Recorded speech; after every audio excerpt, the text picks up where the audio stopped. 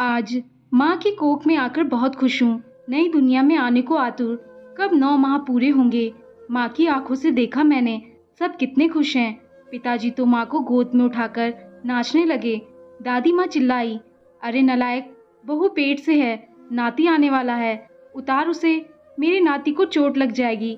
पिताजी ने माँ को उतारा और दौड़कर दादी माँ को गोद में उठा लिया। सब जोर जोर से हंसने लगे और मैं भी। दादी माँ ने माँ के सिर पर हाथ फेरकर कहा, बेटा तुम मेरी बहू नहीं बेटी हो। अब तुम अधिक वजन नहीं उठाना, सब काम मैं देख लूंगी। बस तुम अपने खाने पीने का ख्याल रखो, तभी तो फूल जैसा नाती मुझे दोगी।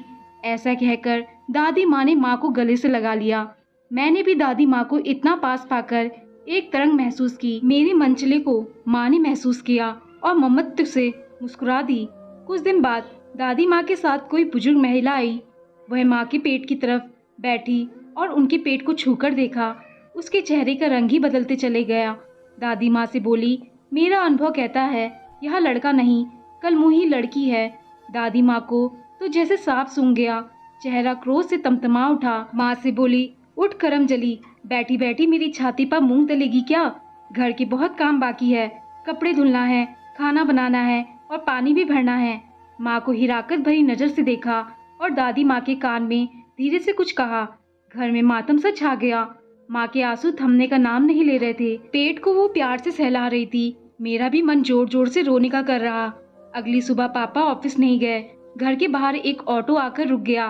पापा ने माँ का हाथ पकड़ा और लगभग खींचते हुए ऑटो में बैठा दिया। ऑटो जहाँ रुका एक बड़ा सा अस्पताल था।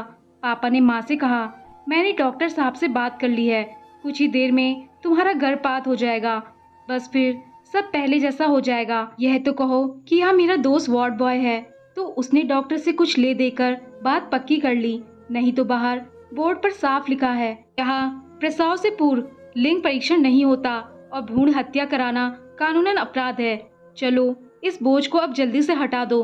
माँ लगभग चिल्लाई, नहीं, यह बोझ नहीं है, यह लड़की ही सही, मगर है तो हमारा ही खून। दया करो, मत गिराओ इस नन्ही सी जान को और उस अनपढ़ दाई की बातों में आकर गलत कदम मत उठाओ। एक बार डॉक्टर से चेक तो करा लो कि लड़का है या लड़की। पापा ने एक ना सुनी। माँ को ऑपरेशन थिएटर में भेज दिया गया। मैंने पापा को आवाज दी, पापा मुझे मत मारो, क्या फर्क पड़ता है कि मैं लड़का हूँ या लड़की, हूँ तो तुम्हारा ही अंश। मगर मेरी आवाज भला कौन सुनता। डॉक्टर ने जैसे ही अल्ट्रासाउंड मशीन में मुझे देखा तो वो चौंक गया। अरे यह तो लड़का है, लगता है कि कोई गलतफहमी हुई है। मैं अभी इसके पति को सच बताता हूँ, लेकिन नहीं, अगर बता दिया तो लिए गए 20,000 रुपए भी लौटाने पड़ेंगे। नहीं, मैं कुछ नहीं बताऊंगा।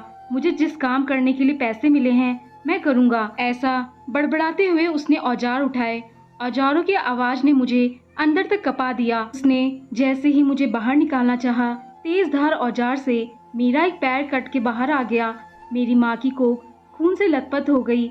मैं भयभीत होकर और सिमट गया, शायद बच जाऊं, मगर फिर एक चोट में मेरा एक नन्हा सा हाथ कट के बाहर आ गया।